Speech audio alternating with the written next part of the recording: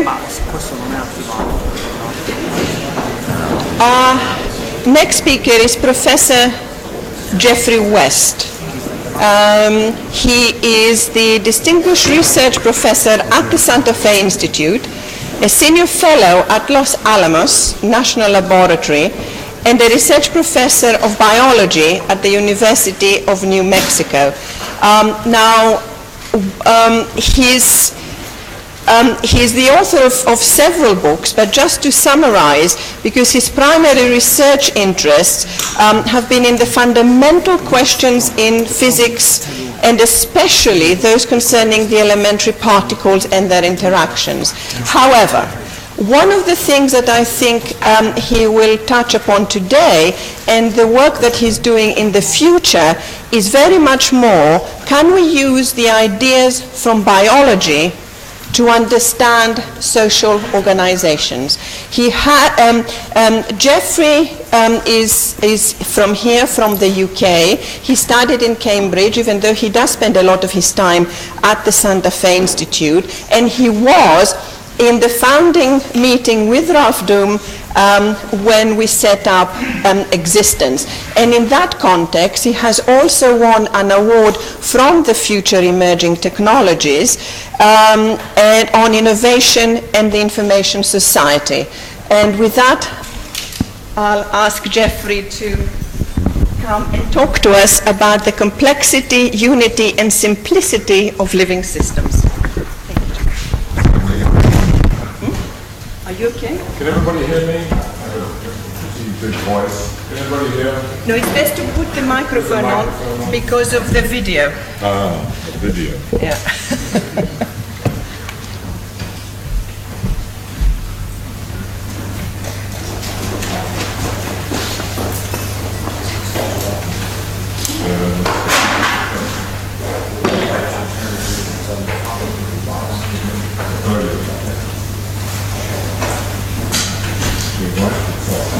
How's that? Can people hear me? Yeah, good. Well, let's see. Bob, in his overview of some of the things at SFI, showed a few glimpses of one of the main things I want to be talking about today, which is about the role of scaling laws, particularly in biology. And I will, if I leave myself time, and Eve allows me, say just a couple of words about possible extensions to social organizations. But this work, which has been done in very close and intense collaboration with biologists and chemists for that matter, and I'll tell you who the cast of characters are a little bit later, has evolved into questions about whether one can start to think of a very big challenge, that is fundamental laws of biology that allow one to construct methodologies and theorems, so to speak, concerning the way life works, and so that you can have quantitative predictions as one does, for example, in physics. Now, it's obvious, I think, a priori, that there are, maybe Bob, you can use this phrase, there aren't Newton's laws of biology, meaning that if you took some arbitrary biological system, that you would have a bunch of equations that you would be able to derive its characteristics from first principles to any given accuracy, which is sort of the vision we have, the old vision we had of physics, although we had the great big caveat that Bob May referred to yesterday, made a very striking examples of why you can't do that in general. Nevertheless, within biology, you could ask a different set of questions, which are not that you can get everything to a given accuracy, but maybe one can have what I would like to call a coarse-grained description of biology. So that, for example, let me give you just a couple of examples. Think about aging and mortality, and I think about that a lot because that's what got me into this, because I began to get concerned about the fact that I was growing old and slowing down and I was going gray, and I look around the room and I can see similar phenomena taking place in front of me. And we're all familiar with that. And so about 10 years ago, when this became more and more apparent, I started to wonder what is actually going on inside my body. What is the mechanism that's going on? And then it led me, because I come out of physics, to the following question, which is a different question than biologists generically and typically ask, and that is, why is it that the span of my life is going to be of the order of 100 years? It may only be 65 or 70, but it's the order of 100, meaning that it's not a million. Why couldn't I live 1,000,000 years? Or why is it that I'm still alive? Why didn't I die after 3 months? You're simply not an elf. Well, I actually wasn't going to talk about this question very much, but maybe at the end I will talk about the relevance of your remark, actually, about elves. But so the question is, why do we live of the order of 100 years and not 1,000,000 or 3 months? And why is it that a mouse, or an elf maybe, lives only a few years? And more importantly, where in molecular time and spatial scales sits 100 years? And if you read the great literature on gerontology and mortality, what you discover is that most of the arguments around this, they don't put it in those terms, are the statements that you're familiar with, that it's genetically controlled, which of course is not, doesn't explain anything. They're molecules, and the question is, where in the molecules of genes does it know that after about 100 years, all human beings are going to have to be dead? So it's in that framework, it is that sort of question that we're going to try to answer. And it is dealing with scaling laws, interestingly, that opens a window onto asking questions in that framework, and in many cases being able to answer them. So everybody, I think, would agree that life is the most complex and certainly the most diverse physical system in the universe. And its complexity, just to show you things that some of you may well be familiar with, are represented by things like this. And it's wonderful that it's out of focus, because it's sort of irrelevant that if you looked at the details. What this is a map of your metabolism. That is, this is the metabolic pathways of aerobic metabolism, and it's, in fact, it just tells you the names of the chemicals and how they interface with each other. But there's no dynamics in this. It is literally a roadmap. It's a topology. It's a network. That's one kind of complexity. Here's another kind of complexity. That's an ecosystem. And you're even more familiar with this, of course. And the sort of question, again, that one would like to ask and be able to answer is, for example, looking at this picture, how tall is this tree? How many leaves does it have? How many branches of a given size? How far do you have to walk from this tree to find a tree of similar size? How many plants are there of this size? And so on. All the various questions that you could possibly come up with, but answer them in a quantitative way, and the idea being that somehow, is there a theory where you can write down a formula that will be able to answer all those questions? I'm still suffering jet lag, you'll have to excuse me.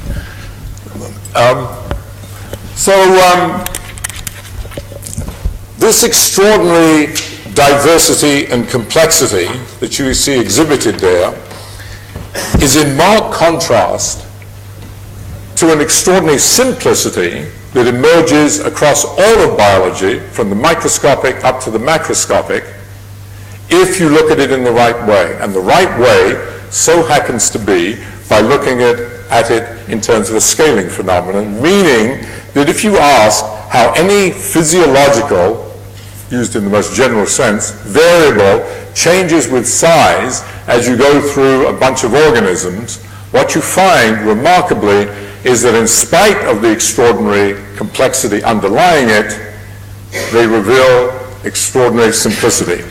So I want to show you, and that's my point of departure, and I will return to these other questions in a little while. So I want to illustrate that with, this is a famous graph. It was put together in the 1930s by a man named Max Kleiber. And what is plotted here on a log-log plot is metabolic rate, basal metabolic rate, how much energy per unit time does an organism need to stay alive? This is for mammals and birds. And he plotted it versus weight, body weight, and you see here on a log-log scale a lovely straight line. And what he discovered was not only the remarkable fact, which I will return to in 1 second, that it's a straight line on a log-log plot, therefore a simple power law, but the power law had a very simple slope, which Bob showed you earlier, namely that it is very close to 3/4. And this was extended later, and you can see here's warm-blooded, here's cold-blooded, all the way down to unicellular organisms. This covers something like 18 orders of magnitude, and I'm not going to talk very much about the offset. The important point here I want to focus on is the slope of this, that is the exponent of the power. And before moving on from that, I want to point out something else. This original data of Kleiber that I showed you here, he plotted in kilocalories a day. That's food calories a day, and you know what it is for you. It's about 2,500. But if you plot it versus watts, this is the data a little bit later, you will notice that all of you sitting here only require less than a light bulb to stay alive, which is an amazing statement, because it's a statement either, or both, of how extraordinarily efficient you are, and or how extraordinarily inefficient and wasteful it is to keep all these bloody lights on. Because each one of these lights could be supporting someone in Africa to stay alive, which I keep telling my children and wife and so on to turn off the bloody lights, and it does no good, like I say. So, and I want to return to this 100 watts momentarily, because it's to do with ecosystems. Now, I should say that the data, these are old ancient plots. I mean, the modern data has maybe 1,000 points, and the robustness of this 3/4 is very good, with some detailed exceptions which I do not want to get into. Now, what is remarkable about this is not just that the slope is 3/4 straight, but what is really remarkable is the following. Each one of these organisms and each biological system within it, and every biological system that has ever evolved, has evolved by Darwinian natural selection in its own environmental niche. And there is this extraordinary diversity out there, and you might have thought that there would be, okay, maybe there'd be some regularity, but that because of the extraordinary diversity, there would be tremendous variation around this, and there wouldn't be such rules. And in fact, that's one of the grand challenges, to understand why all of this is so good. And what I'm going to show you in the next few minutes is I'm going to show you a whole bunch of variables, some mundane and some very profound, like this, that have almost identical sorts of behavior, so that you end up with the vision that each organism, and I showed you down from unicells all the way up to the big plants and trees and mammals, each organism gets the right amount of energy. Every piece of its physiology is designed to be the size it needs to be. It sounds tautological, and I will come back to this. So that your aorta is the right size it has to be for your size. It's not half the size it should be, and so on. Now, I want to make one other remark as an aside to that. I said 100 watts here, but if you interpreted this number as to how much energy that you need to stay alive, which is the way you evolved, and so when we evolved up to several thousand years ago, you only required 100 watts. as every one of these animals still does.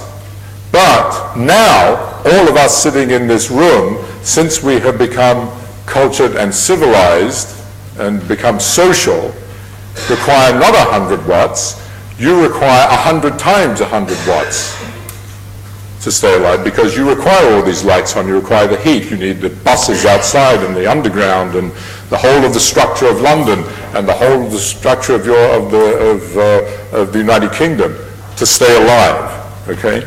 So that in fact, if you plot these versus their size, when you hit man and woman, there's this great big peak, actually.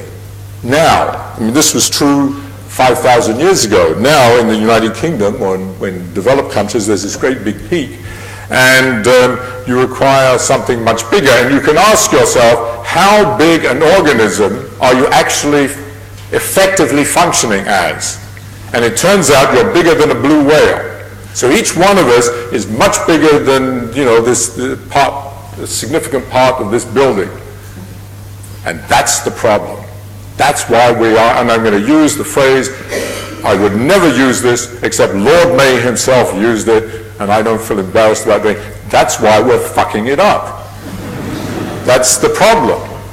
Because we have evolved to be, everything to be just so, and we've now violated it, and if I have time at the end, I will tell you why and how that's happening. Okay, now, if the metabolic rate is scaling as mass to the 3/4, and the number of cells, which is certainly true for mammals, increases linearly with mass, double the size, double the number of cells, the metabolic rate per cell, that is the metabolic rate of each cell, decreases as mass to the 1/4, meaning that your cells require less energy than your dog's, but your horse requires even less energy, so that there is since it doesn't scale, this is not scaled linearly, there is an increase, at least naively, of efficiency with size. The bigger you are, the less work the cells need to do to keep you alive.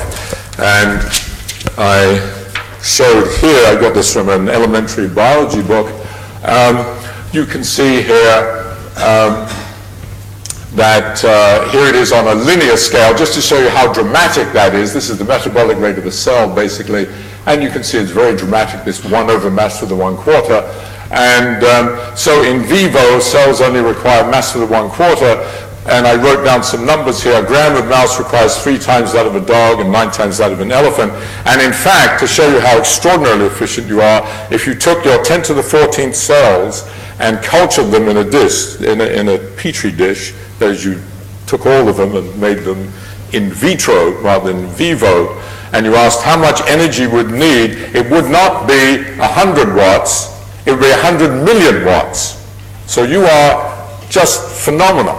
You should recognize that in yourself, that this extraordinary integration has led to extraordinary efficiency. Okay. Now, I'm going to show you very quickly some other data to give you a picture of this, and I've lost one thing, I think. So, for example, this 3/4 Bob sort of indicated on the thing he showed. Actually, if you go down to metabolic rate, you go down to, we mentioned unicells, but you go down to your cell in vitro, your mitochondria. These are parts of the cell where your energy is created, all the way down to the molecules that create your energy. This 3/4 continues. And in fact, this 3/4 is overall is over 27 orders of magnitude. Now, I said I'd show you other variables, and I'm going to do that very quickly. Here's your aorta. This is a mundane object. It's just the tube that comes straight out of your heart, and here's the radius of your aorta versus body weight, and the slope of this is very close to 3/8, meaning that its cross-sectional area, which is the square of this, goes as mass to the 3/4. And the intriguing thing about this is it's the same for tree trunks. Your aorta, and tree trunks scale in exactly the same way. Another mundane object, but important to us, is the heart rate. This is heart rate versus size for a bunch of mammals, and this line is very, very close to minus 1/4. This is decreasing as mass to minus 1/4. And what is intriguing also about this is when you're born, somewhere around here in mass, you actually slide down this to here. So here's the data. It's not on the same scale, unfortunately, but you follow that 1/4 as you go from baby up to adult. This is the same graph, but this is actually data for during ontogeny. The thing that got me into this, or partially got me into this originally, was the fact that data on lifespan indicates that it's very hard to get controlled data, and there are a lot of fluctuations because there are a lot of local environmental effects. But heart rate increases as lifespan increases as mass to the 1/4, roughly. The important point here is the following, though, that if heart rate decreases as mass to the 1/4, which I showed you a moment ago, then the number of heartbeats in a lifespan isn't invariant. So big things live very long but have very slow heartbeats. Little things, L's, have very fast heartbeats and don't live very long, but the number of heartbeats is roughly the same. That's nothing very fundamental about hearts, but what this translates into is something fundamental, because it's true of all aerobic metabolism, metabolism that uses oxygen. That is, the number of times the reaction takes place in an organism during its lifespan to produce ATP, which is your currency of energy, is an invariant. Okay. So let me show you a few more.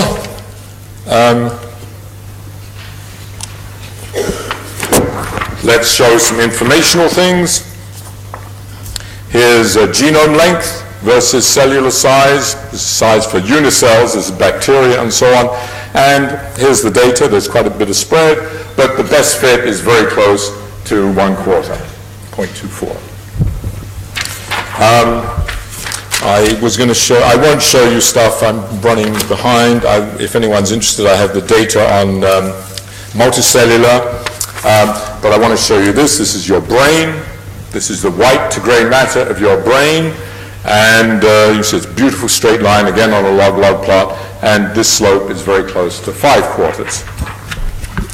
Now, as I say, I go on showing you these, but instead what I'm going to do is show you others that come out of the theory that I'm going to tell you about in a few minutes.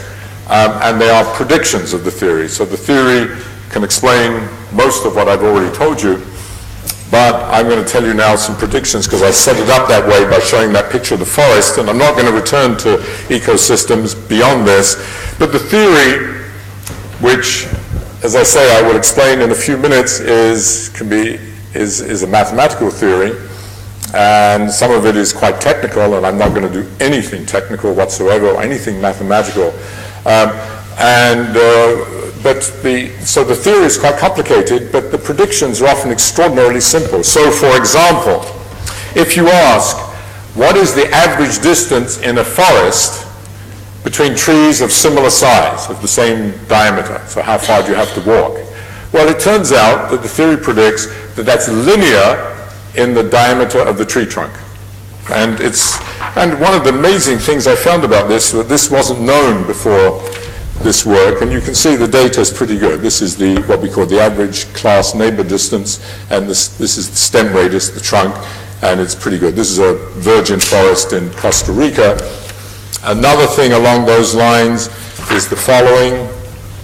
I won't talk about that, is that if you ask how many trees are there of a given size in a forest, it turns out the prediction is that it should be an inverse square of the diameter, and that's what is here.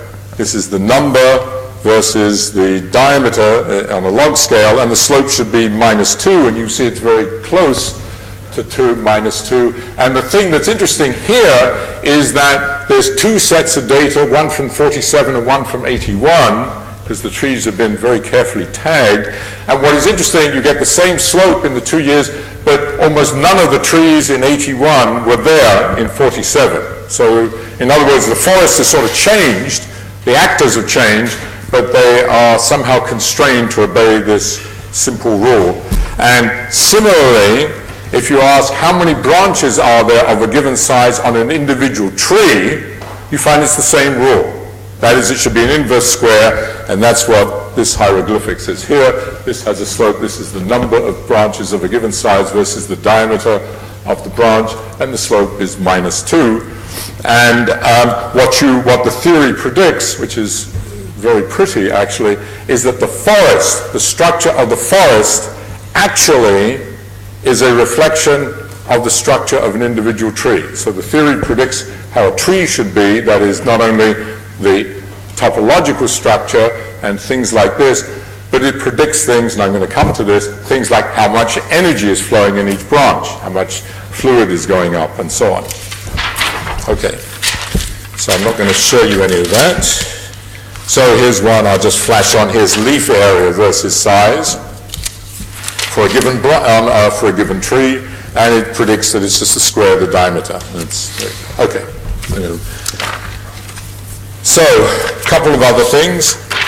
Switch subjects slightly. This is a growth curve for rats. This is weight versus size. This is what pediatricians, I guess, give mummy rats or something to show how you're familiar with these from your own babies if you've had them. And here's for, obviously construct these for every single organism. And they obviously have different scales. I mean, this is over almost years, basically, for cows, but days for guppies, and for some things it's hours. And they're all sigmoidal. The theory predicts that, this is a better way of plotting it, that is, on the x, on the y-axis, forget about this, plot the mass at age t, after birth, relative to the mature mass began, and take the quarter power. If you plot that versus this Byzantine variable down here, where t is age, time after birth, m is the mature mass, L is natural log, m naught is birth mass, and the only parameter in this is A, but A is determined by the theory in terms of the average mass of a cell and the average energy to create a cell, and this is the overall normalization of metabolic rate. If you take this, it says that everybody grows at the same rate, okay, all organisms, except actually trees and plants, and that's only because trees and plants keep their dead cells. That's what a tree is, mostly, it's dead, whereas almost all organisms shed themselves of their dead cells. So it predicts that they should all lie on this curve, and the form of that curve is predicted, and you can see it's pretty good. What's plotted here is data for mammals, fish, birds, crustacea, insects, I don't know, whatever we can find. Okay, and in fact, one of the things that one discovers from this is that if you look at things in the right way, in this very coarse-grained way, everything sort of behaves in the same way and beats to the same clock. So that the question can be put, in what sense not only is an elephant a blown-up mouse, but in what sense is a mouse a blown-up version of a cell of a mouse, and so on. Okay. Now this graph that I showed you, just to show there's sort of practical applications, this was recently used. We started working actually on cancer, but very slowly, and then we were scooped. Because some people at the Harvard Medical School and Oncology Department took our work and applied it to cancer, and to try to figure out something about the growth and the structure of cancer. I'm not going to go into this. And they got a nice fit to our prediction, so that's nice. Turns out, though, it's wrong, what they did. I mean, spirit is right, but it's wrong. Just let me say one word about that to do with this shedding of dead cells, and that's because I said all of these, that formula was assuming that cells are shed when they die, but cancer doesn't do that. Cancer forms a necrotic piece in the center. It keeps most of its dead cells. It does not have a lymph system and so on. It doesn't get rid of them, and it violates the rules. So, in fact, one of the interesting questions is, what is the right formula? And we're very close to finishing a paper on that. But another very interesting question So in some ways, cancer is like trees, that they keep their dead stuff. And they violate these rules, so to speak, a little bit. But one of the interesting questions is, what is the difference between growing a cancer inside your body and growing a baby? What actually is the difference? And one of the differences is that babies, you get rid of its dead cells, and so on. But that's a very important question to try to understand in terms of the cancer growth. Okay. Now, I'll flash this on just for amusement, maybe. But I don't know how this quite relates. Maybe it does, but I thought it was amusing because the quarter power curve, this was done by my colleagues, not Jim Brown and his student Stephanie Moses. But this is fertility versus power consumption. And you can see it decreases in mass to the 1/4. And this has interesting, this is all related to the fact that we use more and more energy and start to violate these rules. And I just want to flash this on now to whet the appetite and come back to it at the end. Okay. Now, I know I'm always running behind, so I was going to, at the end, I'd like to tell you about sleep, but I'm not going to tell you now. I'll tell you one last thing before moving into what we believe underlies all of this, and that is, here's another prediction, just changing subjects entirely. This is the ratio, it's only given this way because the data was given this way, the ratio of the mitochondrial volume in a body, in a mammalian body, relative to the whole body weight. Okay, and the theory, as there's a formula here, and it predicts this very simple behavior with this coefficient of m is in grams, and here's the data.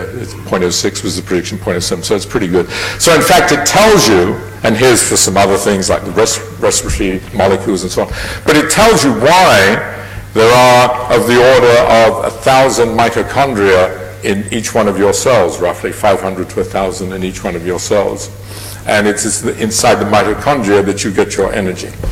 Okay, so to summarize that long introduction, just like to repeat again, life is almost certainly the most complex and diverse physical system in the universe, yet it exhibits these extraordinarily simple scaling laws, and they have this universal characteristic that they are power laws, and the exponent of the power is typically a simple multiple of 1/4.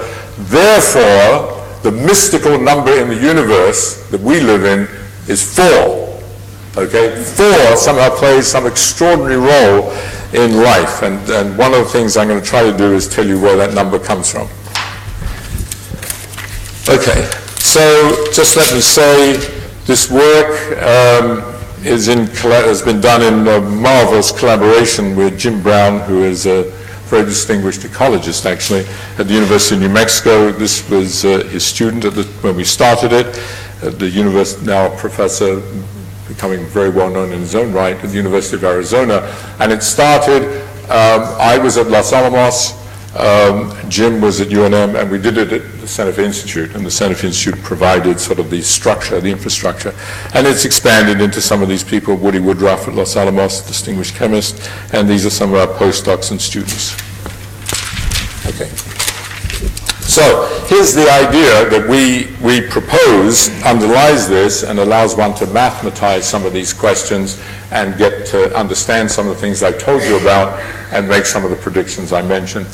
So here's the problem. And incidentally, if you're into it, many people here I know, and most people are not biologists, but if you're into social structures, I think it is worth trying to translate these into possible metaphors for social organizations, whether they're right or wrong. And maybe, as I say at the end, I'll say a few words about that. So one of the problems that multicellular organisms have, the major problem, in fact, since you are made of 10 to the 14th cells, the question is, how are those all going to be serviced in a roughly speaking democratic and efficient fashion?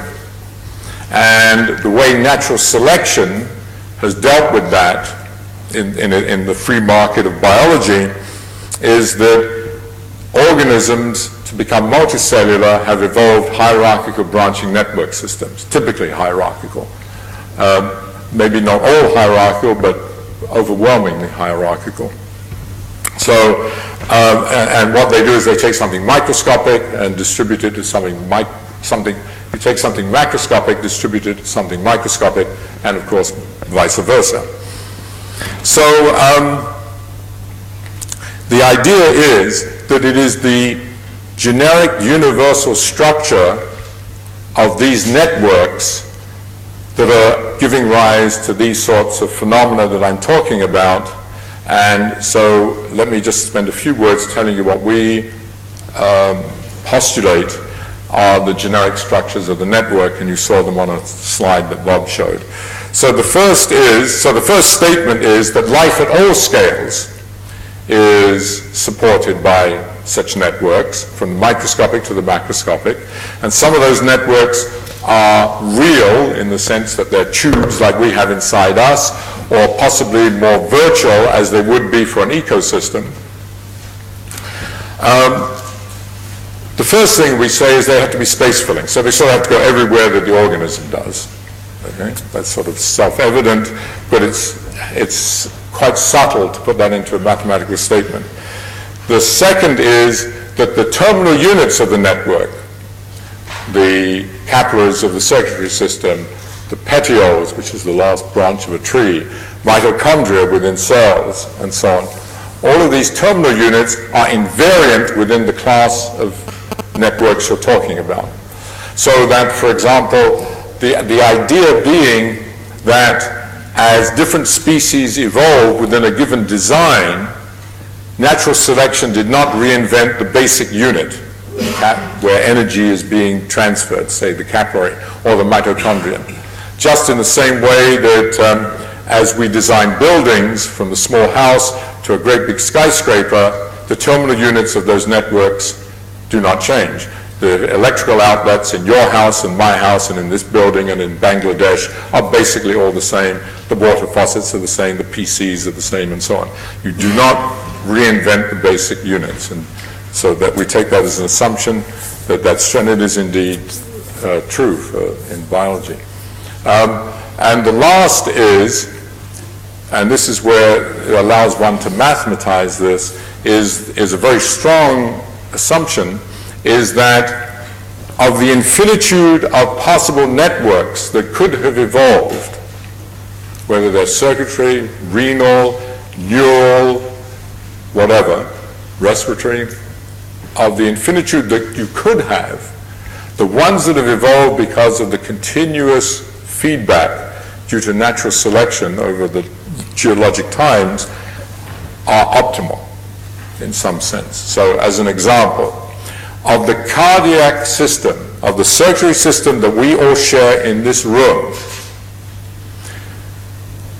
of all possible ones, ours minimizes cardiac output, meaning that if I took the fourth branch, for example, of my arterial system and doubled its length, my heart would have to work harder. But if I halved its length, my heart would also have to work harder. So there is some global minimum in terms of cardiac output. And it is from those ideas put into mathematics that everything I've told you, from the microscopic to the macroscopic, actually eventually can be mathematized and put into formulas that give rise to these sorts of things. And so let me tell you, I'm not going to go through those, but I'm going to give you one example by doing, I think I was going to do trees, but I think I'll do the circulatory system. So let me just say a few words, just in words, what you do. So here's the calculation. You take an arbitrary network, which is space-filling, so you have to put that into some mathematical form, and you fix the size of the capillaries, say, in this particular case. Then you stick a heart on the end, on the aorta end, and you pump.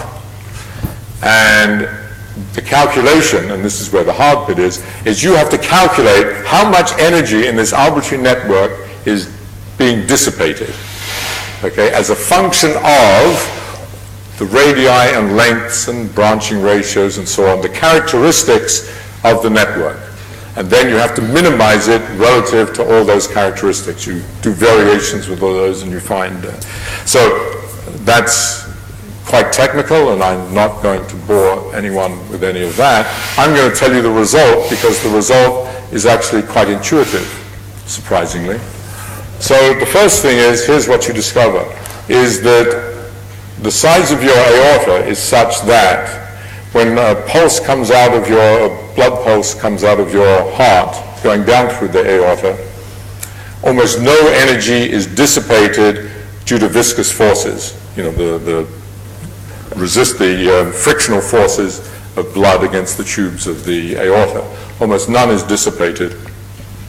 And you have roughly speaking, a very nice wave comes down through.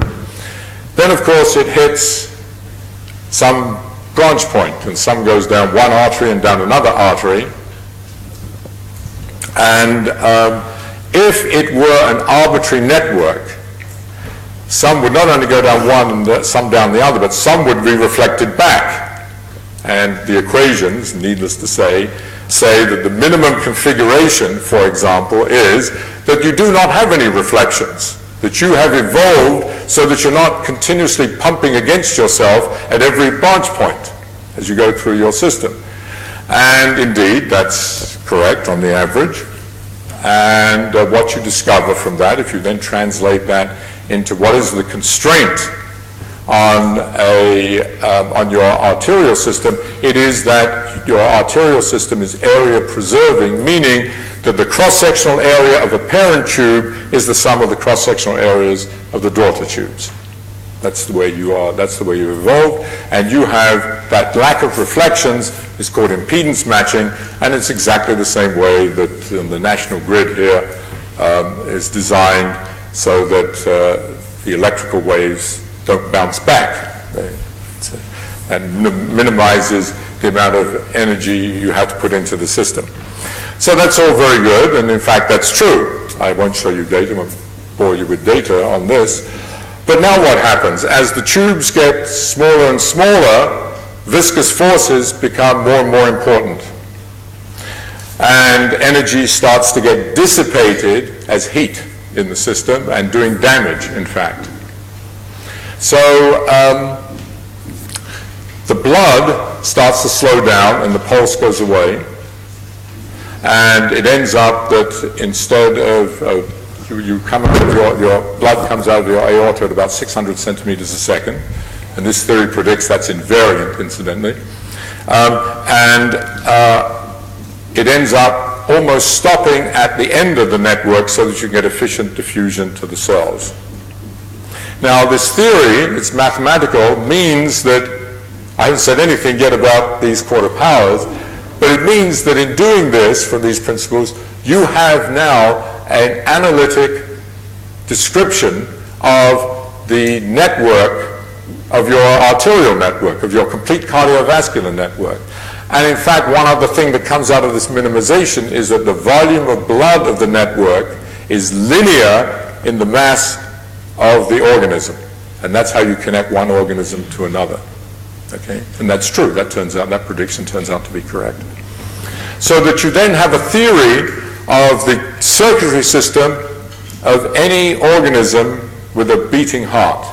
So that, for example, if you want to know what is the radius, length, blood flow, pulse in the 8th branch of your cat's circulatory system, there's a formula that you can plug in, and it may not be exact for your cat, but in the spirit of this, if you average across 1 million cats, this will be the right answer.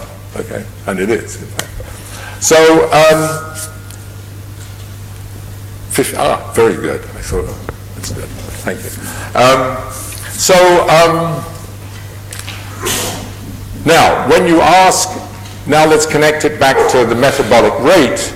So what is metabolic rate? Metabolic rate is the amount of energy you need to keep you alive. And you are kept alive because, among other things, you take oxygen into your lungs, and then that's transferred to the blood, and the blood delivers it to the cells.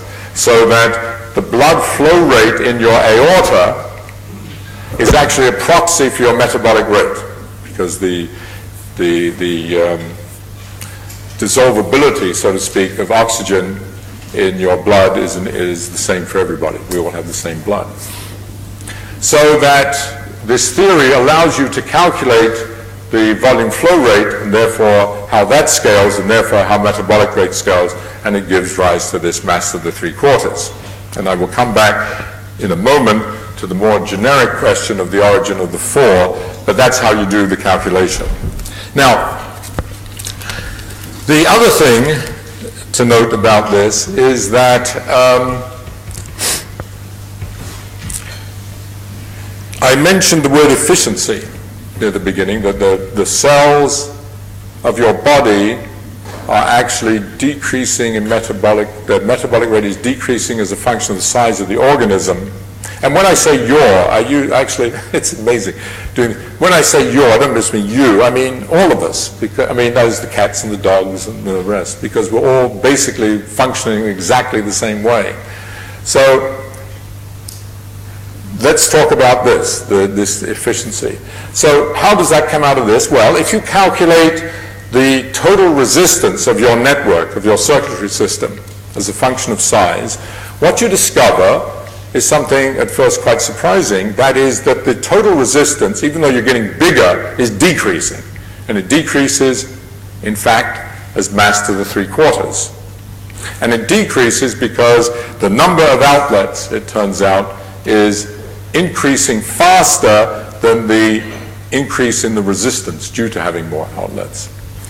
So your resistance, your total resistance is decreasing as mass to the 3/4, but the flow rate through the system is increasing as mass to the 3/4. So this is like Ohm's law. Volts equals current times resistance, so you can determine what your voltage is by multiplying the metabolic rate by the total resistance. One is increasing as mass to the 3/4, one is decreasing. Therefore, your voltage, meaning your blood pressure, is actually an invariant, meaning that the blood pressure of a whale is the same as yours as it is for a shrew, which is surprising because your aorta is like this, the whale is like this, and a shrew I cannot see because it's a fraction of a millimeter. And that the theory predicts this, and in fact that's correct. And so it is the decrease in resistance that is driving the system and driving the increase of efficiency, and therefore this decrease of metabolic rate of a cell with size. Now, what does that say? That says that it is the network, this total macroscopic network, is controlling somehow the rate at which a cell has to behave. And this is going back to, I guess Bob used the word reductionistic, and was implicated in what Bob May said yesterday. That is that the usual way of thinking is that you start out with the microscopic and you build up to the macroscopic. This says something the other way around. It says that the macroscopic network is controlling what is going on at the microscopic level, producing your energy. That's where your energy is produced. And that is being controlled by this network, by the delivery system. So that has an immediate prediction, namely that if I remove the network, instead of having cells whose energy output has to be decreasing with size, like this, that's the mass to the 1/4, it says that if I remove them and culture them in vitro, everybody should end up being the same, even though they've come from different organisms across 8 orders of magnitude. And so here's the theory. It's a mathematical theory, so it tells you not only what this slope is on a log-log plot, but it tells you what the value it is that they should all evolve to, and it tells you where these two lines cross. And let me show you the data, which is not bad. Here's the mass to the 1/4. and that's in vivo, and here's the in vitro, and this is very close to the prediction, and this value here is the order of a gram, which is actually what this theory would predict is the mass of the smallest mammal. And let me just say a few words about that, which is what a shrew is. That is, you can determine what the smallest mammal is, and it is because there's two ways of looking at this. One is that down at that end where the two cross, whatever mammal that is, its cells are working as hard as any cell possibly could. That is, as hard as your cells are working when you run the mile, say, or whatever you do, if you do nothing. But anyway, so you can't get any faster than that, therefore you can't get a mammal any smaller than that. So it is no wonder, now I go back to the beginning of the talk, it is no wonder that a shrew doesn't live very long. A shrew lives a year or so, a year or two, because its cells are working like crazy, and they are literally wearing that poor little bugger out. So this is, in fact, the crude origin of a theory of mortality, aging and mortality. And I will say just a few words about that in a moment. I want to say a couple of other things. In this theory, let's see.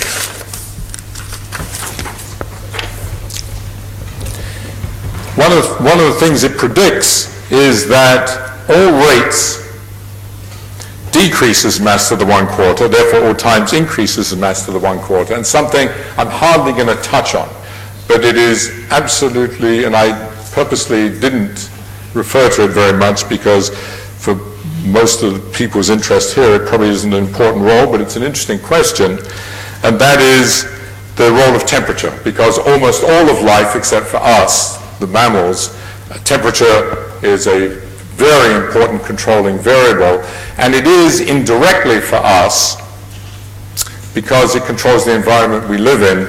And so let me just say one word about it.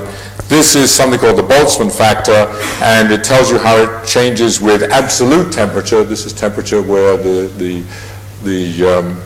zero is at minus 273 degrees centigrade. And this is called the activation energy of the biochemical processes that underlie whatever is going on. And one of the things that one discovers from this, so this says these are the generic forms that all rates and times have to obey, and one of the things that comes out of this is that if you look at metabolic rate, growth rate, mortality rate, even the rate of evolution, all of them obey this. So that, put slightly differently, going back to an idea that I mentioned at the beginning, if you corrected for these effects, the mass of the 1/4 coming from the fact that you have networks, and temperature from the fact that you have statistical mechanics because you're in a temperature bath, if you correct for that, everything lives at the same rate, including evolving at the same rate, even though the absolute times are extraordinarily different. They vary by 20 orders of magnitude. Okay, now, one of the interesting questions, if you start to think about social organizations, is there any serious analog to temperature? I mean, there certainly is of mass, because you can do some metric of size would do, but temperature, we obviously, there is some sense of that. There are sort of temperature baths one can think of social organizations acting in, but it's a challenging question. Yeah, good, excellent. So let me think of what I want to talk about in the last few minutes. I'm going to talk about two things that are connected. Let me go back to the smallest mammal again. And so, as I said, let's go back to the circulatory system. You are designed such that a wave comes out, a nice wave comes out, and then you have this impedance matching at all the branch points, and then eventually the tubes become so small that energy becomes dissipated in those systems and blood slows down. That's the way the whole system works. Now, imagine making this organism smaller and smaller and smaller. The aorta is getting smaller and smaller and smaller, and this theory predicts it goes like that 3/8 that I showed you earlier. It's becoming smaller and smaller and smaller, but eventually, if you just kept doing that process, scaling down, the aorta would become so small that it could not sustain a pulse wave. That is, as you get smaller and smaller and smaller, viscosity becomes bigger and bigger and bigger, and eventually it is so dominant that it can't sustain a pulse. So the system would then be, the mammal would then have a heart that beats, but as soon as it hits the tube of the aorta, it damps out. So you would have evolved a mammal with a beating heart, but no pulse, okay, which we all have. Now, that's an extraordinarily inefficient system because it means that energy is being dissipated in every single branch of this network. And indeed, if you calculate the metabolic rate of such a system, it no longer scales as mass of 3/4, it scales linearly, so there's no change, there's no advantage in terms of scaling for increase of efficiency or the change of the cells and so on. But it's obviously inefficient, and no such animals have evolved, and that corresponds to the shrew. Now, what happens to all that energy that's being dissipated? Because, I mean, we're okay. We have a lot of it that isn't dissipated, but a lot of it is dissipated. And so I'm now going to speculate a little bit about aging, mortality, and sleep, actually. I'll finish up on this. So that energy is inevitably damaging. It is inevitably damaging.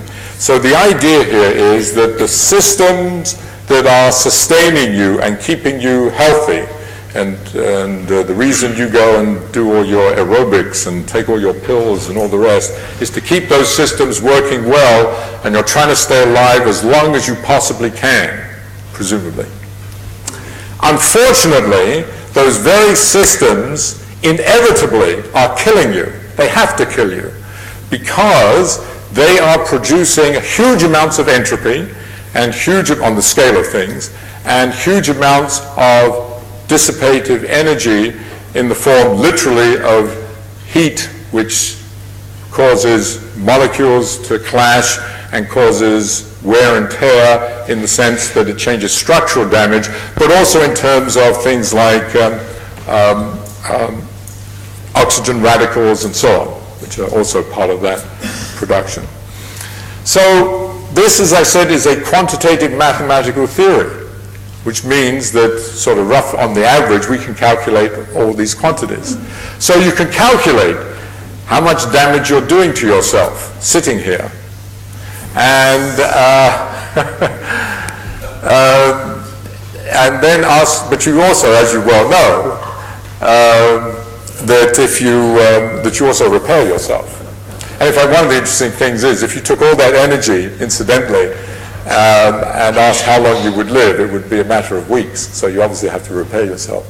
But if you put in repair rates, which are not given by this theory, but if you put in repair rates, you can then get an estimate for how long you should live, roughly. That is, you could start to answer the question, do you get an answer of the order of 100 years, or do you get an answer of the order of a month or a million years?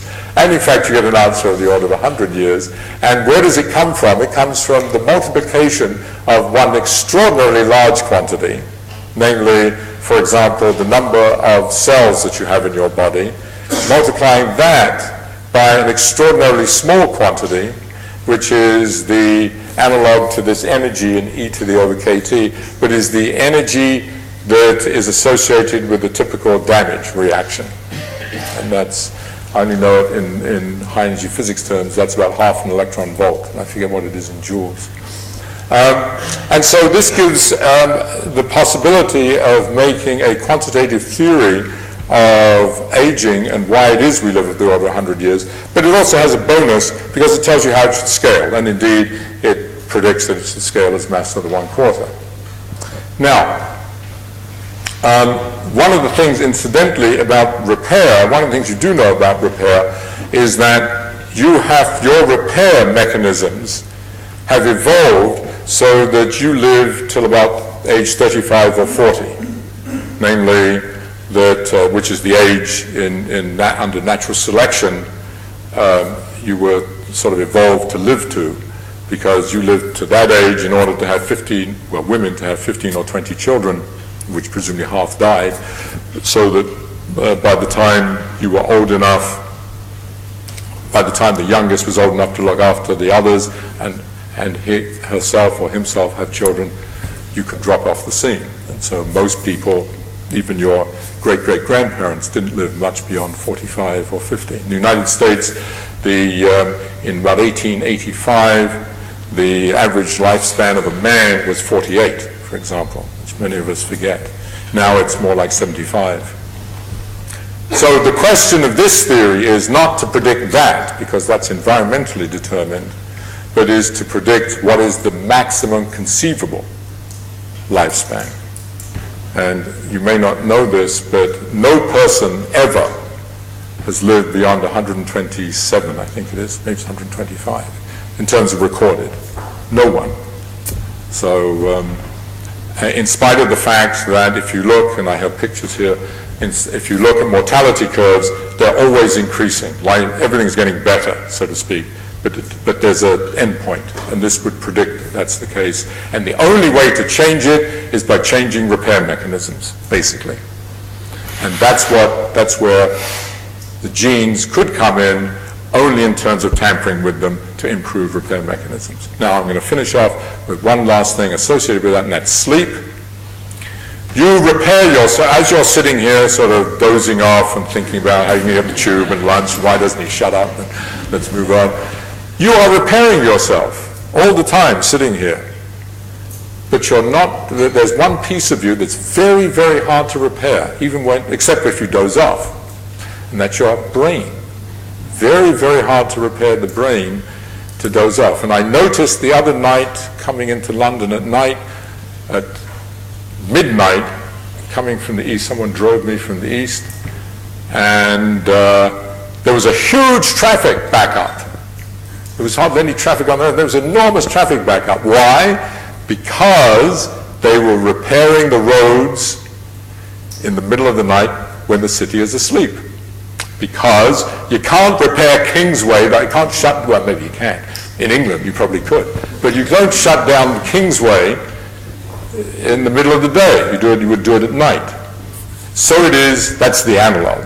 That's the analog of what sleep is in this speculation, that you shut down, roughly, I mean, you repress, let's put it that way, in order to repair.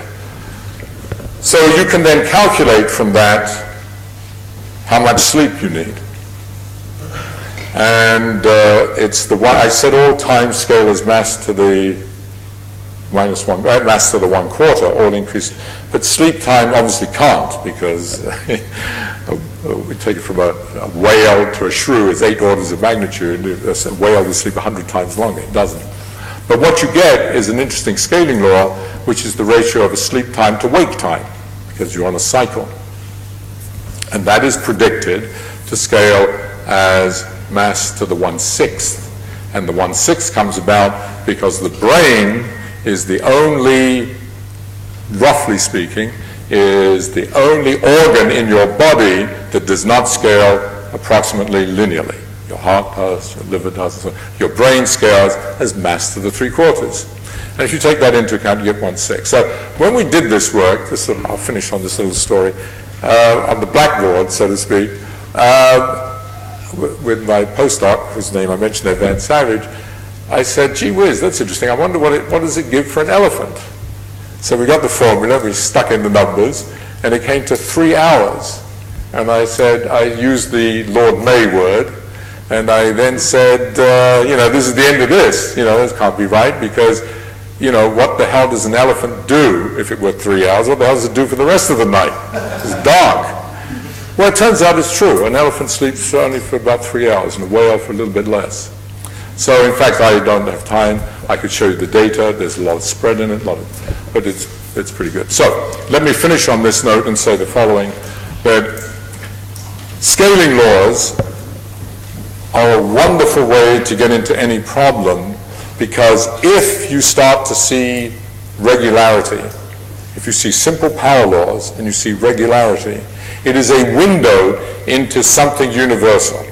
So in this biology case, either you don't believe in science, in my opinion, and you say this is just a bunch of accidents that just occurred for whatever reason, or you say that the fact that everything you look at has a simple power law with an exponent that is a multiple of 1/4, you say there must be something that is unifying all these, that underlies these, and so that's the route that we took, and we claim, of course, that this is the reason for those, but what is nice about scaling is that it started out just, quote, trying to understand those, but then it led to, and has led to, if you like, the beginnings of a theory of many more different things.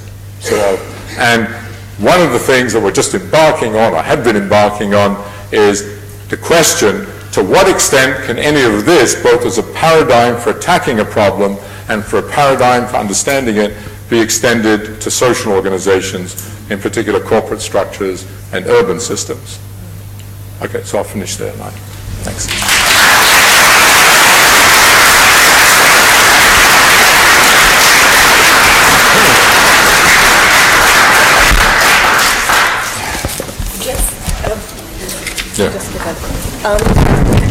I would like to thank you very much, and you have left us, in fact, with one of the most intriguing questions. I would like to just take one question. Yes. Okay, when Simon Newton was complaining about the idea that man could fly, he said that one of the reasons is because the lift scales to square and angles. When you plot birds, you get a perfect line of log-log plot. But if you continue to plot the planes, you get a perfect line on the log-log plot. So every plane that's ever done is exactly the same line. Except for what? Which I'm trying to understand. The thing that I want to know is, with regard to technological entities, have you thought about plotting those in this curve? And when you said that I use too much energy because I have a PDA in my pocket, have you included the mass in the PDA? But there is a serious outlier on the plane curve, and that's the Voyager plane as well. Which is so far off the curve that everything's another potential way that we could have done nothing across, and birds may not be on the right curve. So I just want to hear. Well, I don't know how quite, I mean, yeah, the answer's, the simple answer is yes, I have thought. In fact, that's how I got into a lot of this work, funnily enough. And what I'm searching for as I'm talking is looking at the metabolic rate of automobile engines, which I have, and its heart rate, because, voila, oh, you're taking it away, it doesn't matter. Oh, do you want me to? No, it's okay. Here, look, everybody can see. It doesn't matter. Now, all I'm showing here, you don't have to see it. What it is the logarithm of the horsepower of an engine versus its size, and it's a pretty good straight line, and it goes over 6 orders of magnitude, actually. I mean, little tiny ones to great big things, and it's linear. And the heart rate is the 2/3. I mean, it is purely geometric. And so, the other thing I've looked at are things like ships.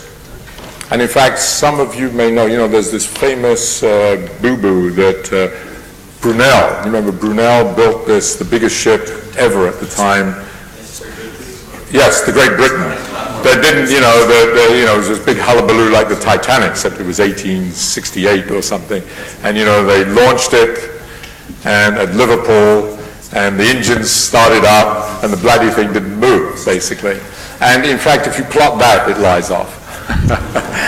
So, anyway, the answer is yes, but, and I think the statement is that one of the great things, and I didn't talk about this, one of the things that you can think about biology, life as having done, is that it's found a way using the fractality inherent in hierarchical networks to actually optimize the amount of energy that it takes in, actually.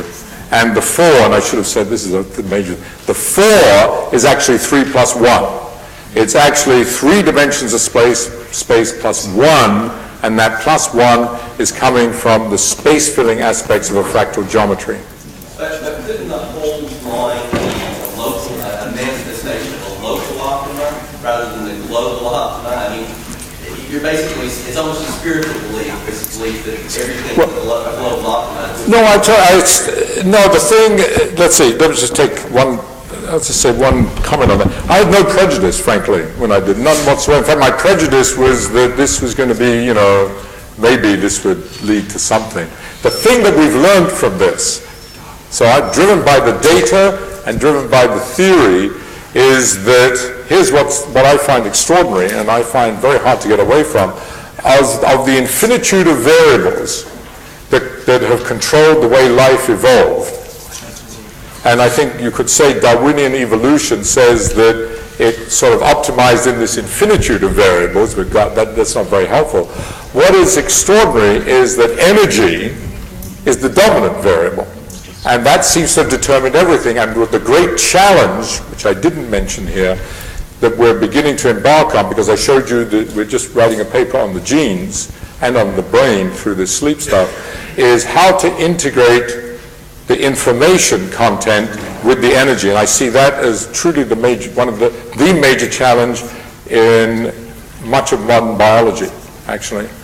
And but the thing that we have learned, that we believe, is that, contrary to my own prejudice, frankly, that energy is dominating information. Information follows energy, rather than somehow information determining where energy should go. Some other process, natural selection in this case, is determined energy. And when I say energy, I mean resources, material, I mean the whole thing. That is what is determined by natural selection, and information tends to follow.